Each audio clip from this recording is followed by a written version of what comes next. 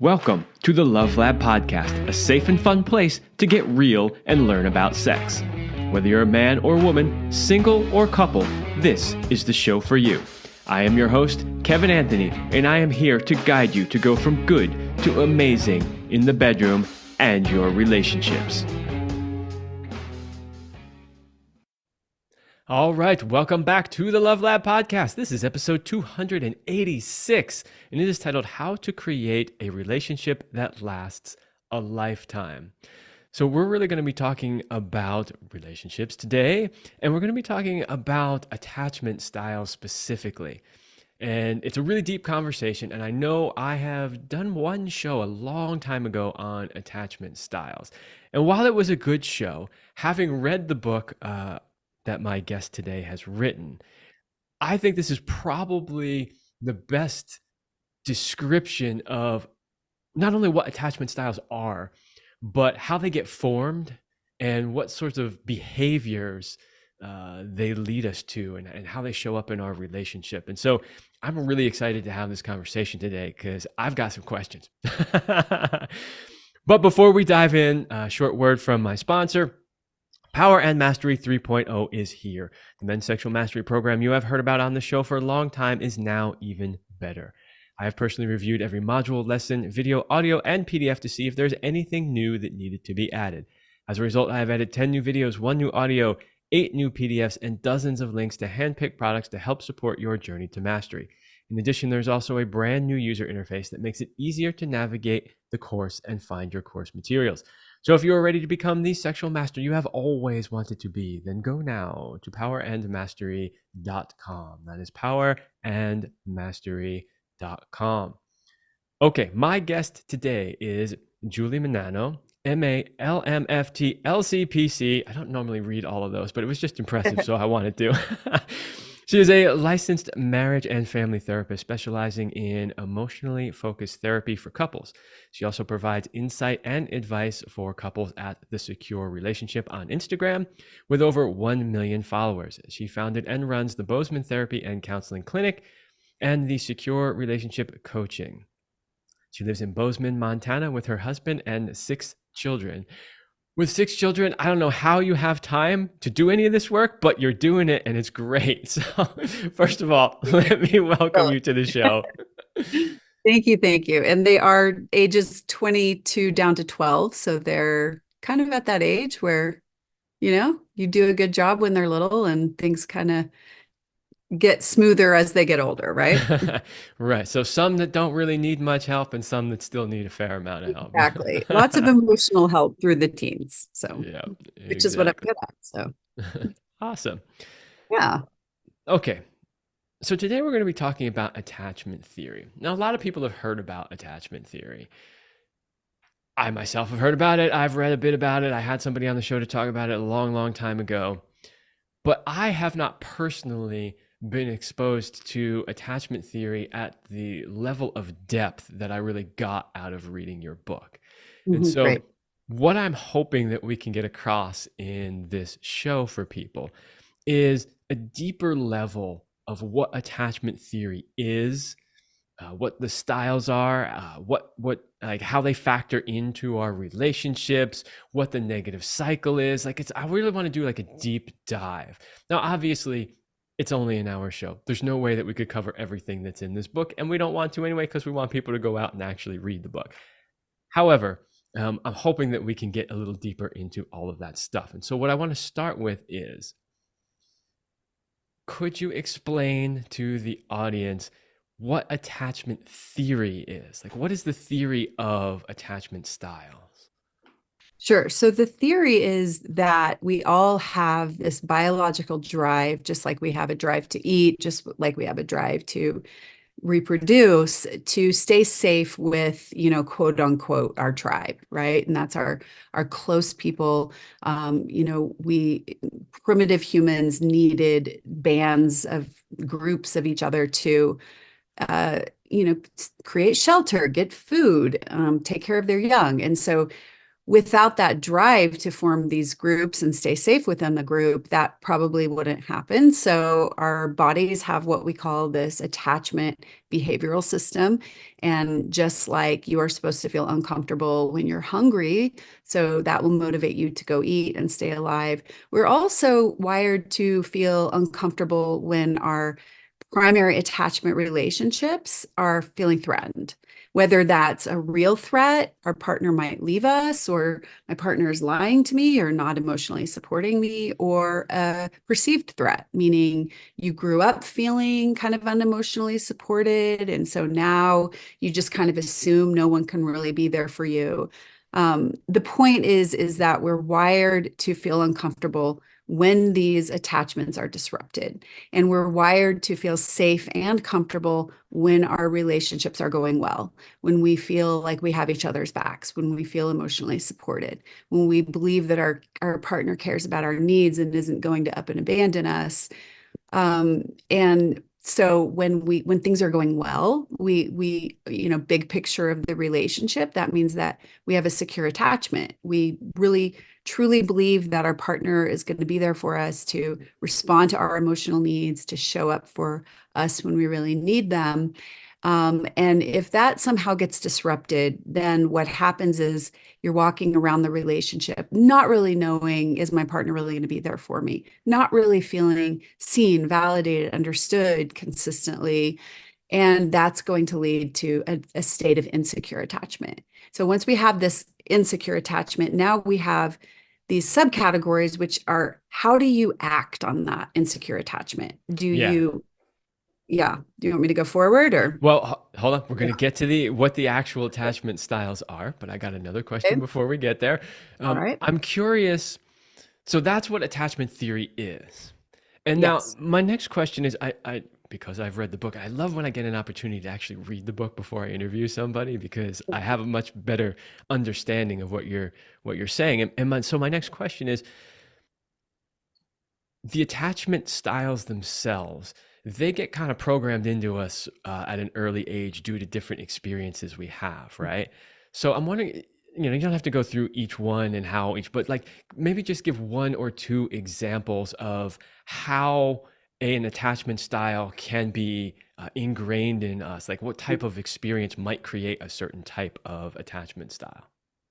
Sure. So someone who has an environment which I would call kind of emotionally impoverished, right? There's not a lot of emotional aliveness. If a child maybe early on shows up with fear or sadness or anger, the messages that they get from their environment, typically their parents, are going to be, there's no room for your anger. We don't get angry in this house.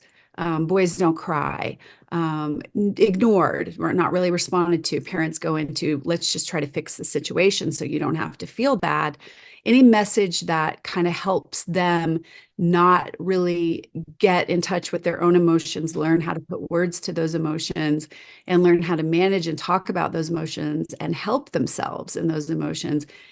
The person who has that environment, and you know, some people in that kind of an environment are what are called avoidant attachment. And what they're going to do is they're going to just really learn early on, not consciously, but just shove those emotions away. Just bury them, put them away. Don't bother having them. There's no point. You're going to get rejected or shamed or ignored if you have them.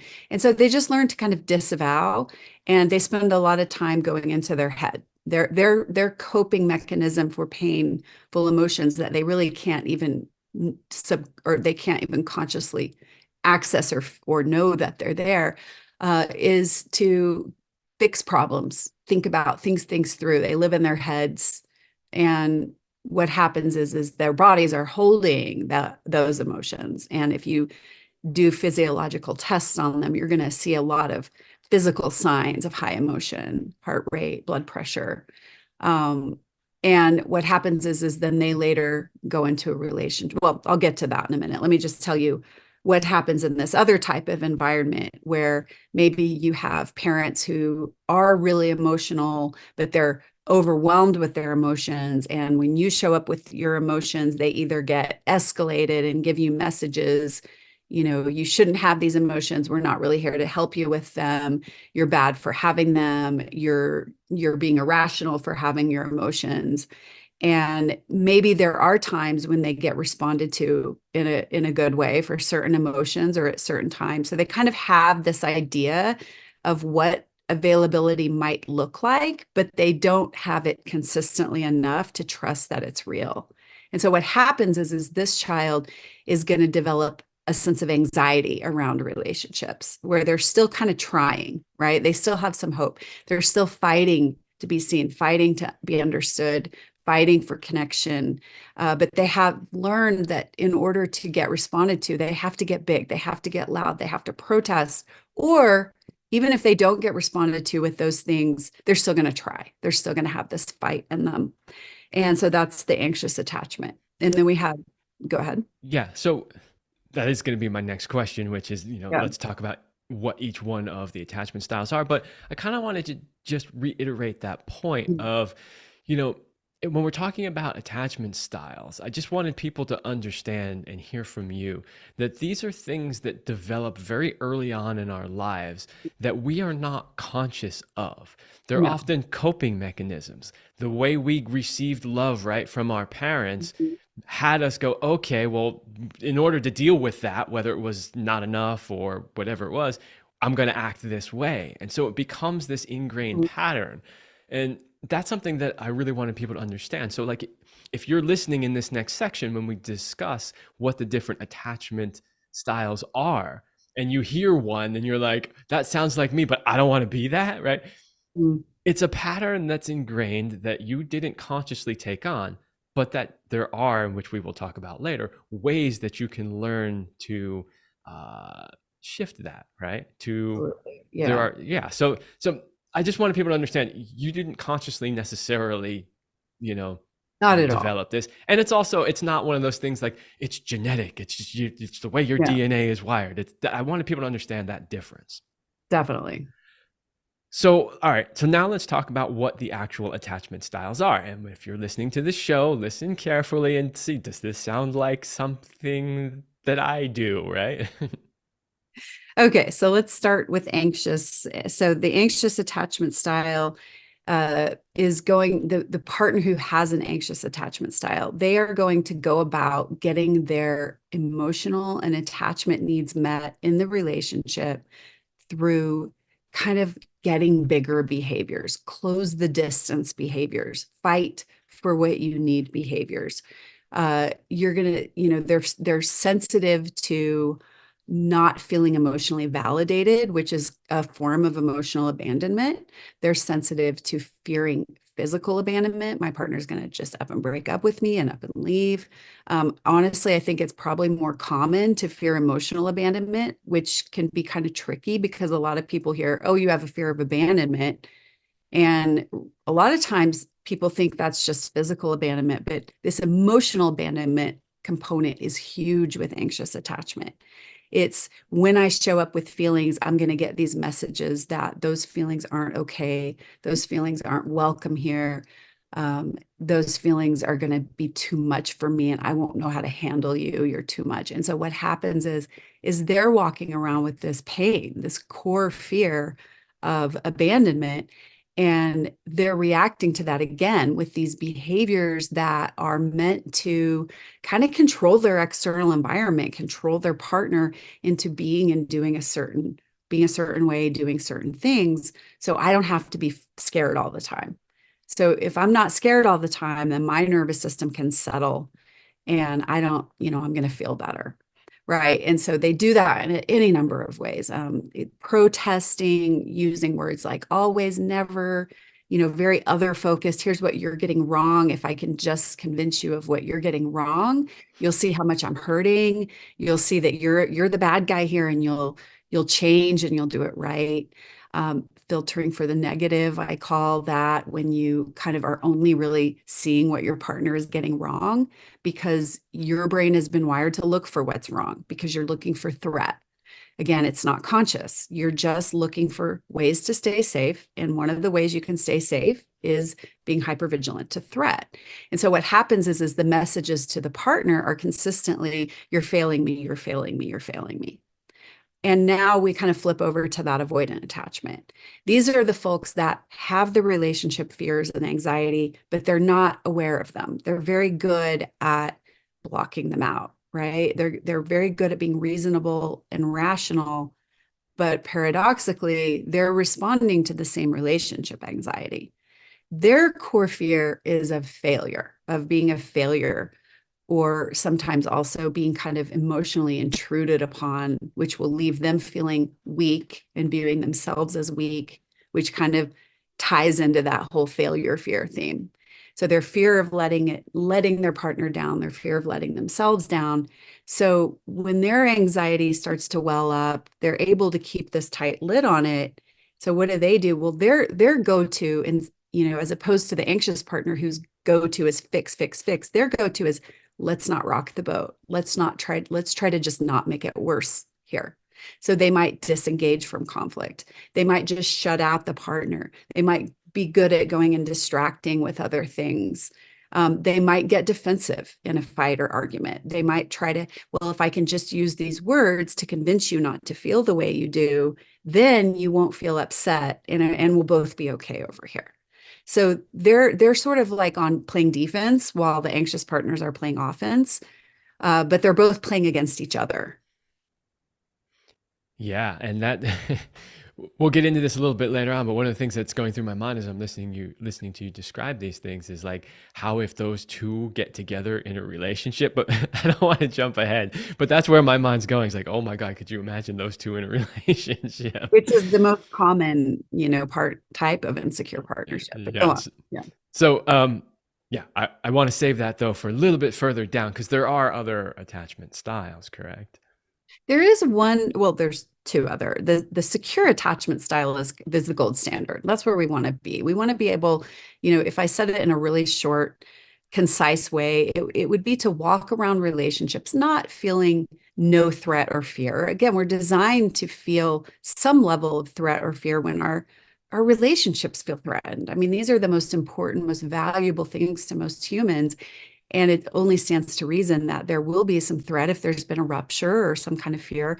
But people with a secure attachment, they're able to kind of approach those problems with this balance of their heart and their head. They're able to access their feelings and talk about their deeper experiences around these conflicts without getting emotionally overwhelmed. They're able to, know how to speak in a way that's emotionally safe for both partners. They are able to approach distress and conflict in a way that still kind of maintains the integrity of their attachment bond, right? And there is absolutely a way to do this. It's just a matter of, having the skill set. And many people grow up in environments where that's how they learn to be. I mean, I think it's probably in this day and age more common than not that people have, insecure attachments. But the people who grew up and have a secure attachment, they learned from, subconsciously from early on, hey, we can talk about conflict in a way that doesn't have to tear each other apart. We can work through problems. We're not going to bring a lot of shame into the relationship. And I want to connect with you. You're valuable to me, sending a lot of messages that, you're precious to me. And all of those lead to security. And then we have the, kind of the opposite extreme of that, which is a disorganized attachment. And typically with a disorganized attachment, there's not a lot of predictability to the way the person is going to respond to relationship stress. So when you have someone with a secure or an anxious or avoidant attachment, they're going to respond to relationship stress pretty predictably. The avoidant is going to shut down, stereotypical avoidant is going to shut down.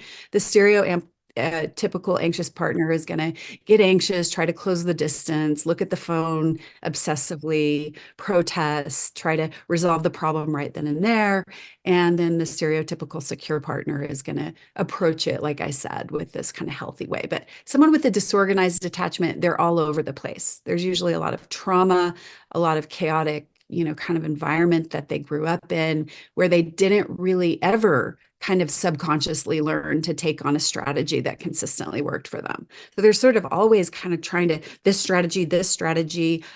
They tend to be more fearful. I wouldn't say tend to, they are more fearful in relationships. They have lower levels of trust in other people and themselves.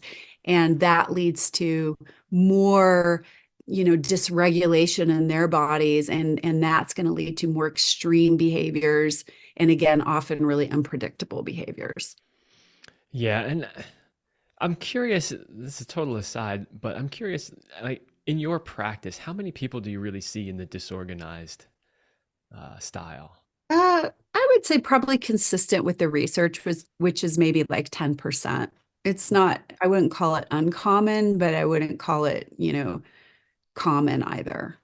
And I think maybe there are more people who are disorganized. It's increasing for sure. Oh, no, that's interesting. Because I would have assumed it's a small percentage. So Yeah, I'm not eight to surprised to hear 8 10%. to 10%. But Well, I'm, that's 8 to 10% of those with an insecure attachment, not of the general population. oh, okay, okay. That Yeah. that actually does make a difference. Um, Mhm. I am somewhat surprised. Well, I guess I shouldn't be surprised to hear you say that it's increasing. I mean, I think that, just social media usage and how that has really contributed to more emotional problems and mental illness. And then if you put that in a home environment that's not really equipped to deal with that, that can really create another layer of problems, in the family and in relationships. And attachment styles are relationship related. So if you all of a sudden have a child that's, not doing what you want them to do or is struggling with something and you don't know how to handle it, that can really put a strain on that relationship and lead it down a really, unhealthy road, even more so than maybe, when people I think were a little bit more stable a couple decades ago. And then we have just trauma increasing substance abuse. I mean, there's a lot of really good reasons that families are struggling more now than they were in the past. And that struggle is only going to create more problems and higher levels of problems. And Mm. it's not just social media. I mean, it's a lot of different layers, but Yeah, that could be a whole show in and of itself because it's a fascinating topic to me, and I actually would love to dive more into the reasons for that. But I don't want to lose focus because I have a whole bunch of other questions I want to okay. ask you about. Um, so my next question was really about, how these affect relationships. And I think maybe the best way to handle that is by talking about where you started to go earlier. So I made a Mhm, sort of a funny comment about, can you imagine the anxious and the mhm, avoidant getting together in a relationship? And you said, well, that's the most common mhm. configuration. So maybe a great way to talk about how these things affect our relationships is to talk about that very common scenario. Sure. So, the two most common types of relationship pairings are partners who are secure, right? And then partners who have an anxious and avoidant dynamic. And there's some kind of complicated way of explaining that I'll just touch on briefly, but it's really about emotional balance, right? So if you have two people who have secure attachments, they have balance within. And that balance within creates relationship emotional balance. Both partners have access to their feelings and have access to being regulated and being able to think through problems without being emotionally overwhelmed. When you have someone who is kind of far on the extreme of shutting their emotions down, and you have someone who's kind of far on the extreme of getting really big and expressive with their emotions, it only makes sense that those two actually do create this kind of second best balance. It's not ideal by any stretch of the imagination. But if you have two partners who are very anxious, that's just it's too much energy to sustain. And if you have two partners who are just flat and emotionally disengaged, then they're just going to drift apart. So really, if you look at it that way, it makes sense. There are a few other reasons that anxious and avoidant partners come together. And I touched on that in the book, but regardless as to why they do come together. And even in situations where you have kind of one partner who might sort of lean anxious and the other one might be kind of extremely anxious, when they come together, they also could create their own balancing act. meaning that partner who is anxious, their energy is so big that it pushes that other kind of mildly anxious partner into avoidance, or vice versa. So not only can it start off that way, but it also can morph into that, because attachment styles are always a response to a relationship. So most people are going to respond to their relationships in childhood and develop an attachment style and pretty much carry that throughout their relationships throughout life. But there are going to be people who get into an adult relationship and something going on in that adult relationship makes it make more sense for their nervous system to start adapting in a different way. And so what happens is, let's just go back to start here with the avoidant and the anxious partner. The anxious partner is now behaving in all these anxious ways, getting big, protesting, trying to close the distance, doing their best to maintain the closeness in the relationship and resolve problems. They're usually the ones that are bringing up the problems. So that big energy now pushes this other person into, I got to lower the temperature here. I got to disengage. I got to stop the fight. I got to just say what they want to hear. I got to defend myself and get them to see it a different way. Now, is the avoidant partner reacting to the anxious partner? Yes, but it goes the other way too. The anxious partner is over here reacting to the avoidant partner, going, if I don't fight for closeness, who's going to?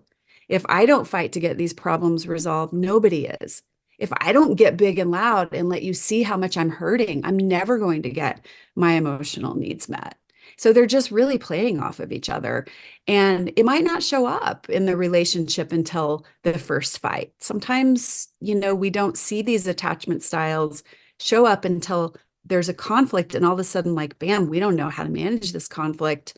And so the anxious partner goes into their rigid anxious role, and the avoidant partner goes into their rigid avoidant role. And then all of a sudden they keep having these conflicts and interactions, usually in a very repetitive pattern, and a lot of times over issues that just aren't getting resolved. So they keep popping up.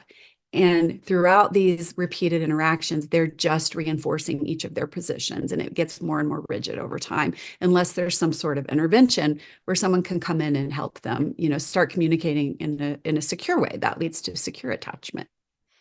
Yeah. So that was an excellent explanation. So thank you for that. And Welcome. you didn't mention the word, but we were bordering on talking about the negative cycle, and that's something that I really want to talk about.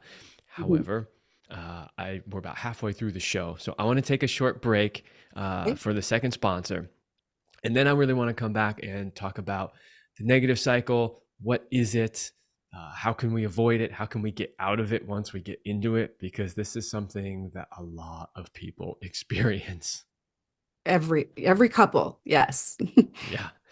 All right. Short break from my sponsor. Are you a couple? Are your relationship and sex life where you want them to be? Are there changes you would like to make but just don't know how? Maybe you think there is nothing that can be done.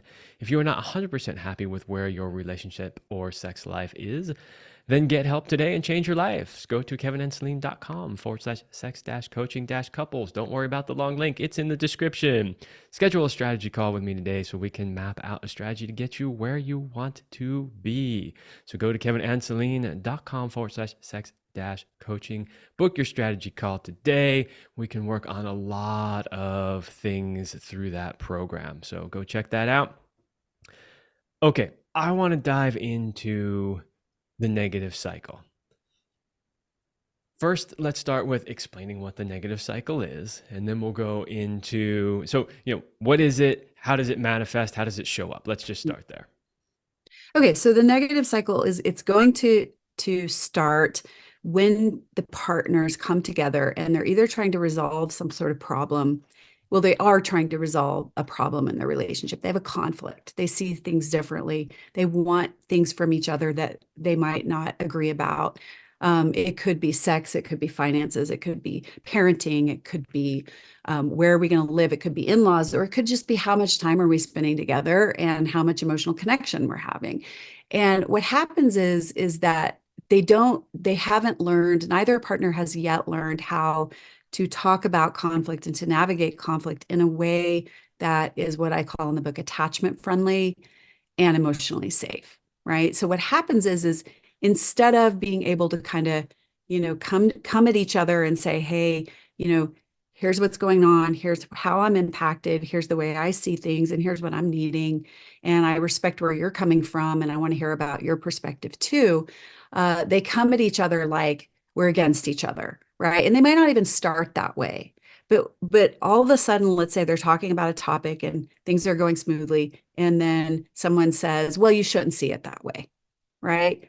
Bam, there it is. What is the other partner on the receiving end of that here? My needs don't matter. I'm not being understood. I'm not being validated.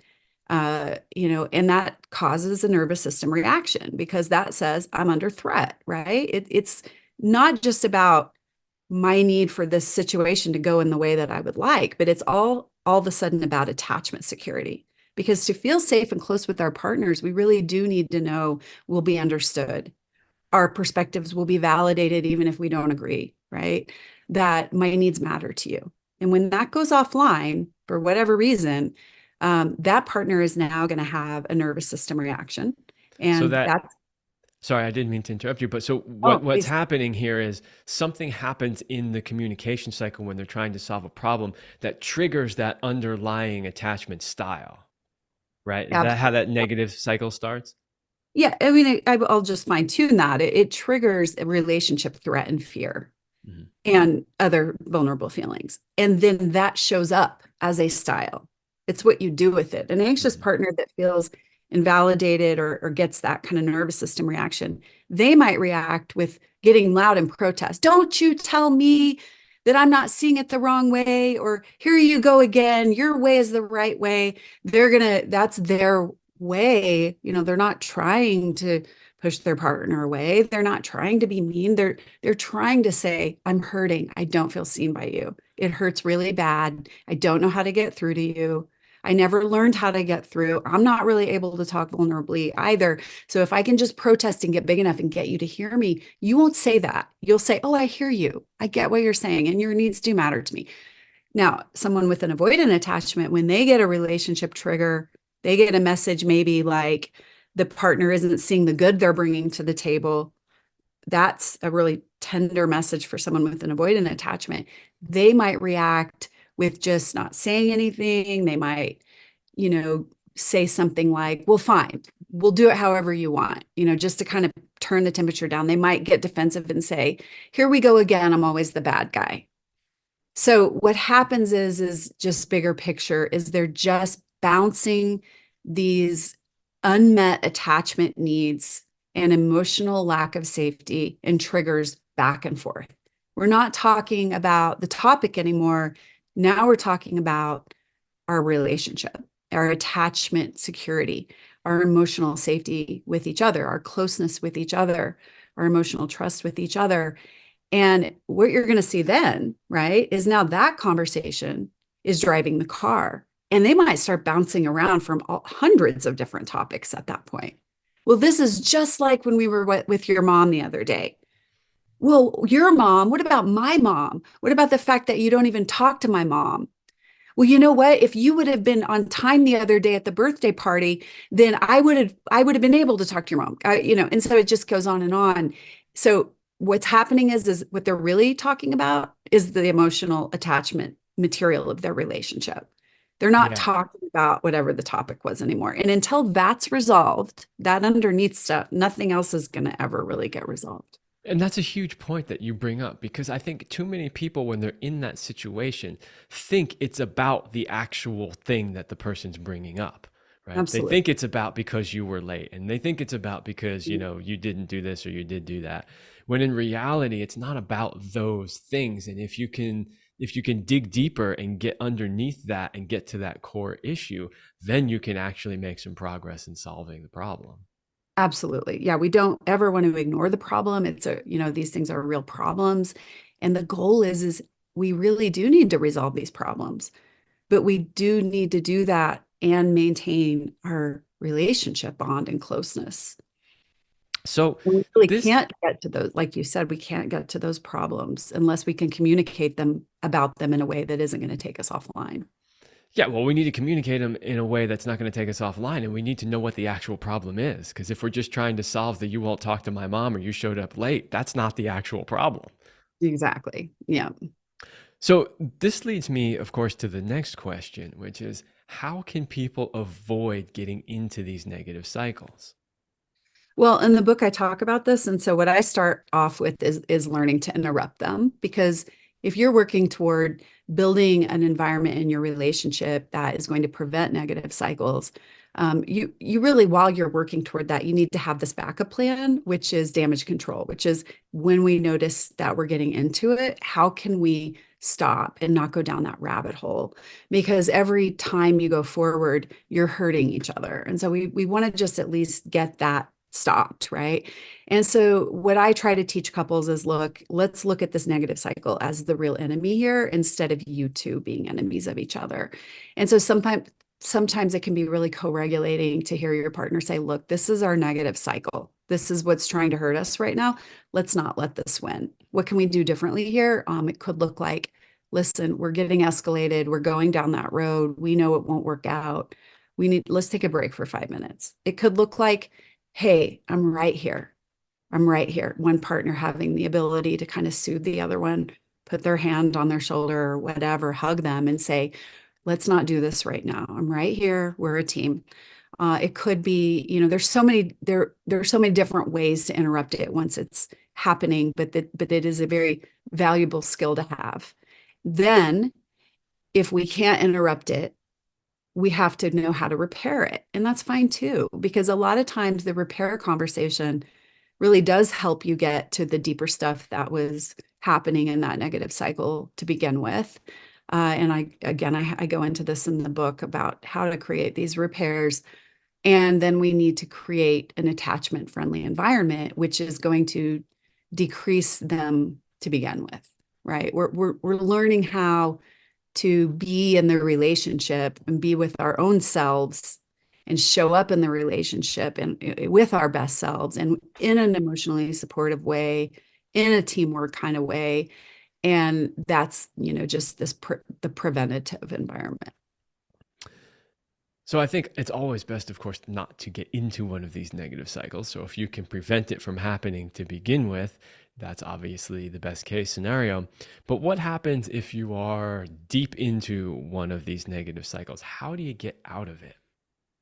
Well, that's where the interrupting skill comes in. So, we again, there are a few different strategies. One partner can kind of initiate some co-regulation, just get their nervous system down into kind of this green light place where they're able to get out of that reactive, dysregulated zone, and they're able to just help the other partner's dysregulated energy by being a calm presence, validating their feelings, holding them, using really soft, simple words. These are words that the nervous systems don't want to hear a lot of information and logic when they're in red light brain. So that's co-regulating. Each partner really needs it to be able to self-regulate so that they can step back and go, wait a minute, this is it, right? I'm noticing I'm going into those behaviors. What's happening in my body right now? How can I kind of try to create some empathy for my partner's experience? I call this putting one foot in their experience and keeping one foot in mine, kind of being able to see the bigger picture more clearly. That's a way. And then just really putting words to it. Like I said, let's not do this right now. This is that. I mean, just naming it can be incredibly powerful because it makes sense of what's going on instead of this kind of vague idea that people have when they're fighting that they really don't know what's happening. It's just to kind of organize it in that moment and say, hey, this is the negative cycle. This is what is threatening to tear us apart. We might not know or be able to do anything differently right at this moment, but let's just take a break from it. Yeah, and the book goes into other, there are a number of different strategies to interrupt it. Yeah, there's so much more in the book than what we're covering now. I mean, obviously there's, I forget what it is, 300 and whatever odd pages of material in there with a lot more examples of, how to handle these things. But I just wanted people to get a general idea Mhm. of what they could do if they find that they're in a negative cycle like that. Because That's one of the things that you see so often with couples when they're having challenges in their relationship. They end up in these negative cycles, and if they don't figure out ways to interrupt them and solve the underlying problem, they just spiral out of control. Yeah, and let me add one thing to that. This is more of an advanced skill.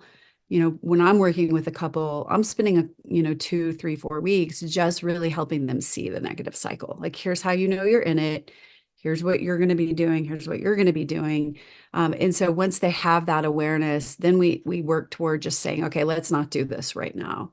But then we start working into these more advanced skills, which is really talking more vulnerably. Like, what happens is that when you're late and I read this text that, you're going to be late again, I feel my body just sort of deflates, and I start wondering if you care, and I start to feel kind of alone and left in the dark, and that really impacts me. And here's what I'm needing from you. That's a good way to interrupt it, is just to start, instead of speaking. I mean, we're so used to just speaking from these angry places, that's all we see of the experience. But there's always just so much more if you're in a negative cycle, there's so much more happening below the surface that you're not talking about. And so, like I said, that more advanced skill is to really be able to get down into that vulnerability. Yeah, and I'm curious to, because we haven't talked about it yet today, but the idea of scripts and how you could potentially use a script to intervene in the situation or to maybe de-escalate. Mhm. Yeah. So, I get kind of a contradicting feedback on scripts, because some people say, I don't want to hear scripts. I don't want to use these words. It doesn't sound natural to me. But on the other side, I get people who are like, give me more scripts. I love the scripts. I love the scripts. So when I was a young parent and I just had no idea what I was doing, I was reading all these parenting books and I was learning all these concepts, but I just didn't know how to put any of it into words. And I just really wanted someone to come along and give me the words for these different moments.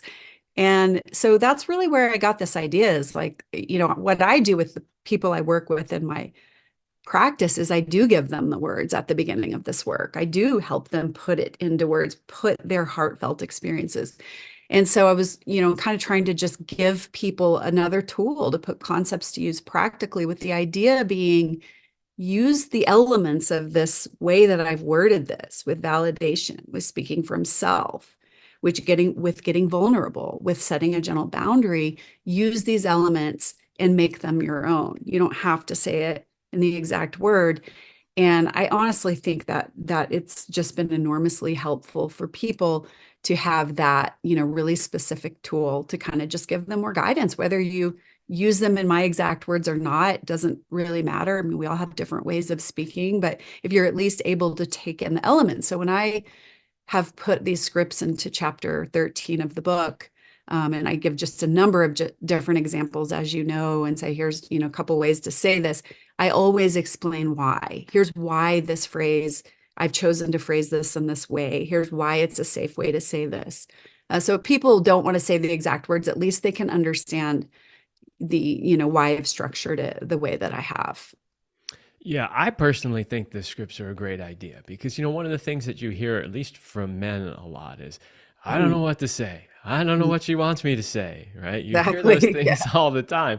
So this is a way that you can de-escalate, hopefully get out of a negative cycle without sitting there going, I don't know what I'm supposed to say here, right? It's just so hard. Yeah, it's Yeah. just so hard to understand these concepts and then not know how to put it into play.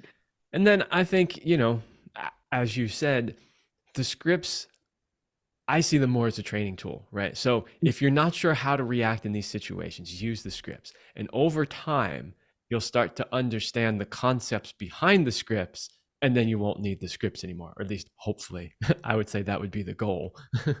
Yeah, and you also will start to recognize that these scripts are probably helping you be more successful than whatever else you were doing, that you needed the script for to begin with. So as people start to become more successful, then they start buying in even more.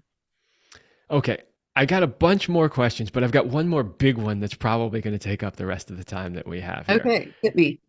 And that is, I know this is a big question, so you don't have to give me every detail of it, but basically it is, once we've identified that we have a certain attachment style and our partner has a certain attachment style, how can we go about meeting each other's attachment needs so that we don't end up in these cycles? Well, these are the kind of skills of emotional support. I have the many of them out, all of them outlined in the chapter of the book about creating this attachment friendly environment. And so virtually, some people with an avoidant attachment are more sensitive to certain triggers over the other and over others, and same with anxious attachment. People can be more sensitive, but at the bottom of it all, we all have the same basic attachment needs. We all need to feel emotionally validated. We all need to feel understood. We all need to feel appreciated and respected. And that's not to say that we don't need to give those things to ourselves, but to feel close to another person, we really do need to have those needs met by them. I mean, think about it in reverse. If you were, had a friend and you never felt heard, you never felt understood, you didn't feel respected, you didn't feel like they could really kind of get your feelings and understand how you're feeling, you couldn't feel close to that person, right? And so we have these needs that are requirements to feel safe and close with another person. And when it comes to our partnership, there's many, many different ways to communicate with each other in a way that can say things that they might not want to hear, but can at least express the message: I get you. I understand you. I'm hearing you. I understand that you're feeling this way. It matters to me. I care about your feelings. Um, showing basic respect, just showing basic manners. And so really what we're doing, I mean, it's really, I'm not saying it's as simple to implement, because sometimes there can be, blocks that different couples have, but it really is at the end of the day a pretty simple theory. And the theory is that I need these things from you to feel safe. And if we're not able to create this environment where both of us are feeling this overall kind of felt sense of safety and closeness, and we're not able to repair these ruptures as we go, it's just going to make things a lot harder. And so, it's not, again, it's probably more of a problem than actually learning how to do it is getting regulated enough to do it in moments when you're really triggered. Yeah, yeah, that that is the trick, isn't it? Yes. Yeah, And I would say also, for people listening, it's going to take practice. You've absolutely. probably spent, if you're 40 years old, you've spent 40 years of your life in a certain attachment style. You're not going to break that pattern overnight, right? So, No so way. be gentle with yourself. When you get off track, just course correct and get back on track and just keep practicing over and over again. Eventually, you can get there. I wouldn't be able to do this work if I didn't believe that wholeheartedly. I mean, it just, people who have the access to the right information, the willingness and ability to be vulnerable, um, really they can, you can get there. It's not, I don't think it's as hard and as complicated as people think if you have access to the right help. Yeah. And I always like to leave people on a positive note. And I think the positive note here is, no matter which attachment style has been your sort of modus operandi for your whole life, through work, you can fix it.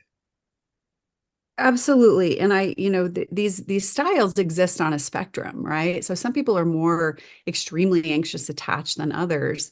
And the journey is to go from, meet yourself where you are. You're there for a good reason. It didn't materialize out of thin air.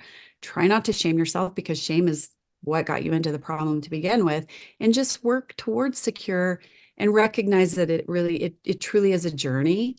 And more, mildly anxious attached is going to feel so much better than extremely anxious attached. Even, we're not trying to jump from insecure to secure overnight. We're just kind of having to look at it as like, hey, this is a journey. We're going to grow together, and through the growth process, there's so much bonding. I mean, I look at my relationship and I feel so grateful for the challenges that we had because they really have brought us closer and allowed us opportunity to get down into the deeper things that were fueling conflict that sometimes you don't get to if there's no conflict to kind of trigger them.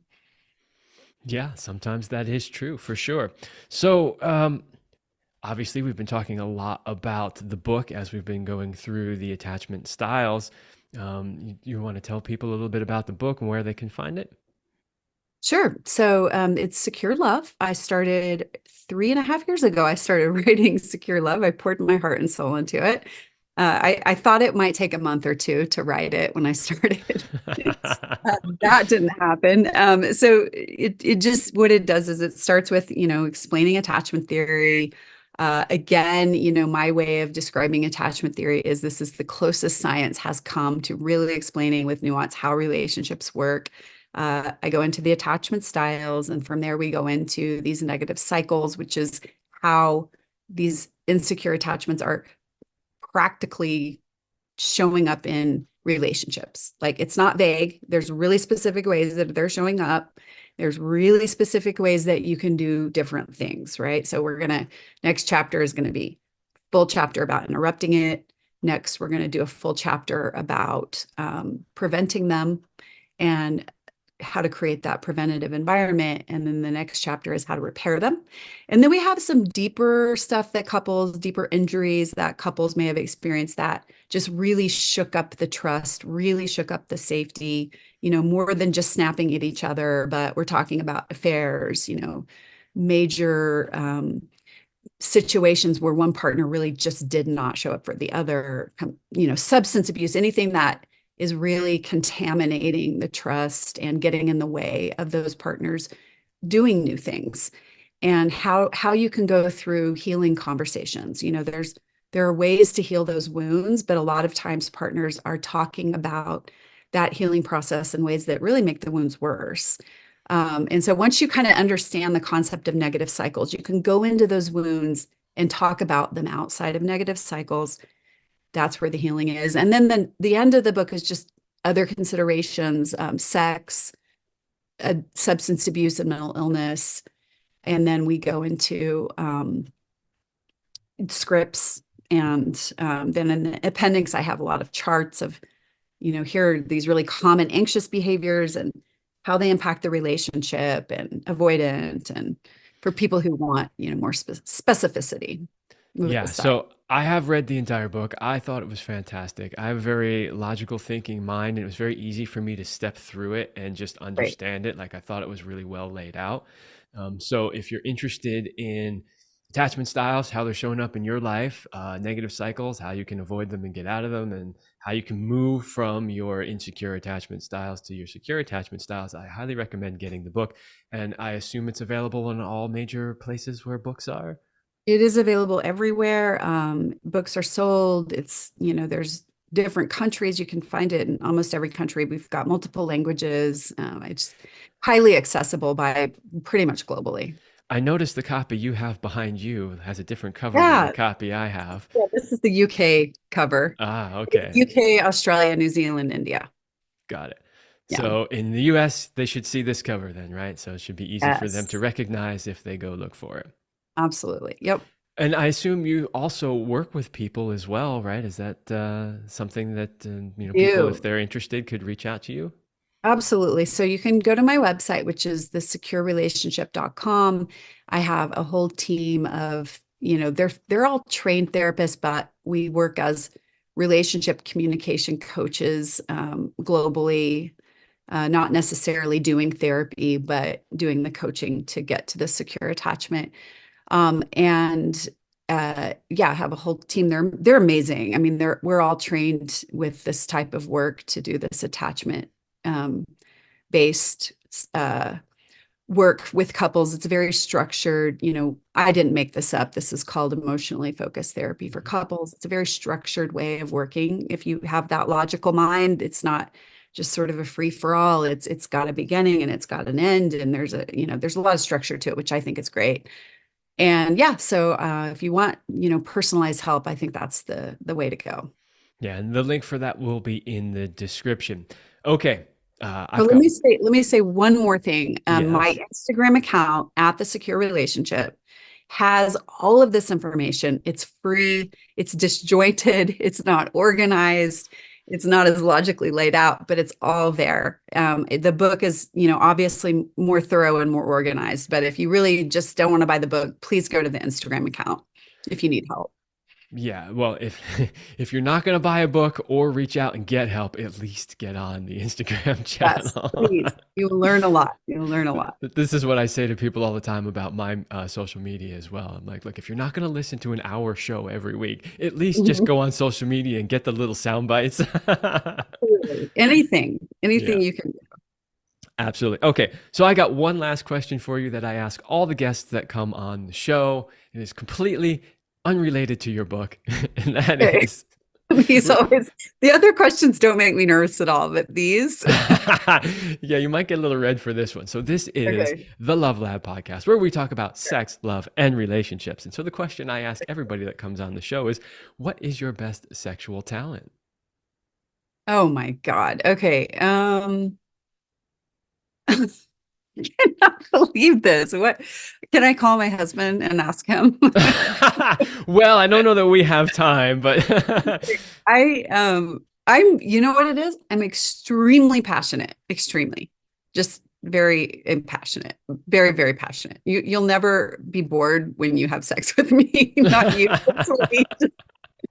apparently not. You have 6 children, Yeah. so Right? How many times have I heard, do you have a TV? People say, did you have a TV or something like that? Oh, Well, you know what my answer for that is when people say that? I don't know if people still say that, but I came up with a funny answer, which is, yeah, we just watched a lot of porn on it. that's a good answer.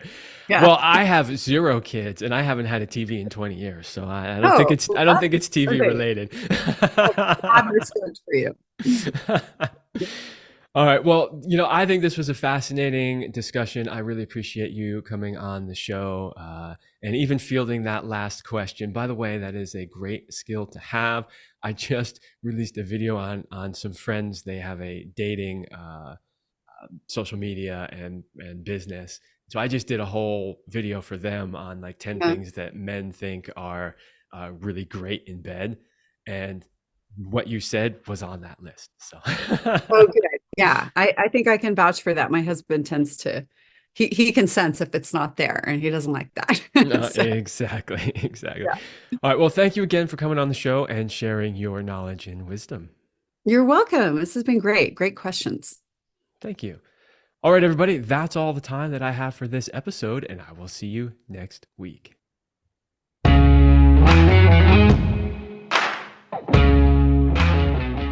I hope you liked this episode of the Love Lab podcast. If you enjoyed this show, subscribe, leave us a review, and share it with your friends. And for more free exclusive content, join me in the Passion Vault at kevinandceline.com/vault. That's kevinandceline.com/vault. Thanks for listening, and remember, as Celine used to say, you're amazing.